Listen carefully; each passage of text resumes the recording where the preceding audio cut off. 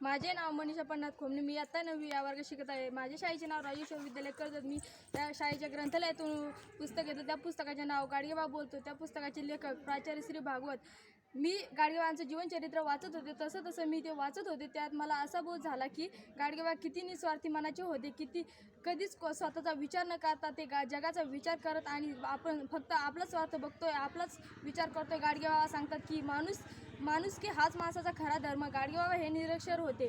त्यांना लिहिता वाचता येत नव्हते. दिवसभर हातात झाडू घेऊन सारं गाव स्वच्छ करत आणि रात्रीच्या वेळेस गावात कीर्तन सांगत कीर्तनाचा एकच विषय असा, गाव स्वच्छ करा. गाडगेबाबांचा बळी देऊ कोंबड्याचा बळी देऊ नका. नवस केल्याने लेकूर बाळ होत नाही हे नेहमीच त्यांच्या कीर्तनातून सांगत असे. जेथे स्वच्छता दिसे तेथेच प्रसन्न दिसे. मनात जाणीव ठेवूनच गाडगेबाबा प्रथम हाती खराटा घेतल्यानं खराटा महामंत्र देणारा आपला देशातील पहिला महापुरुष म्हणजेच गाडगेबाबा यांना ओळखले जातात.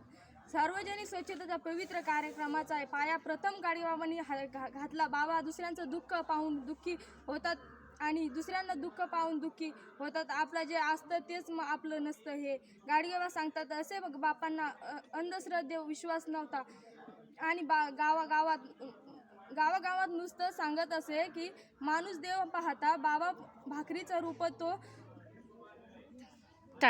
गरिबांना भेटतो. दुसऱ्याच्या वाटीचा रूपांतर तो भुकेलेला मुलांना भेटतो. माणसाला देवही भेद करणारा कोणी शिकवल हा गाडगेबाबांचा प्रथम.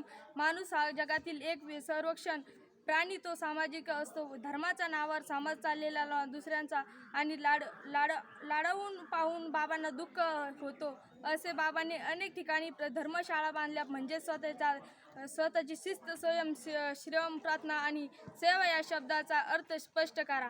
जणू पाठशाळा स्वतःचा हाच या अर्थ स्पष्ट करा. जणू पाठशाळा धर्म होता. बाबा एकट्या माणसाचं मिशन होतं. बाबा एकट्या माणसाचं विद्यापीठ होतं. स्वातंत्र्य हेच विद्यापीठाचं बिंद होतं. शिस्त नाही आणि मला कोणता गुरु नाही. कोणी बाबांना आशीर्वाद द्या म्हणते की बाबा म्हणत असे, कोणी चाळा किती सगळ्यांचा असतात. तेव्हा ते उत्तर देतो की एकच माणसाजवळ नसेल आशीर्वाद देणारा एकच परमेश्वर आहे. दुसरा कोणीच आशीर्वाद देऊ शकते चूक आहे. तुकाराम महाराज कोणाला आशीर्वाद देणं हे चूक आहे असे गाडगेबाबा गावागावात सांगतात. धन्यवाद.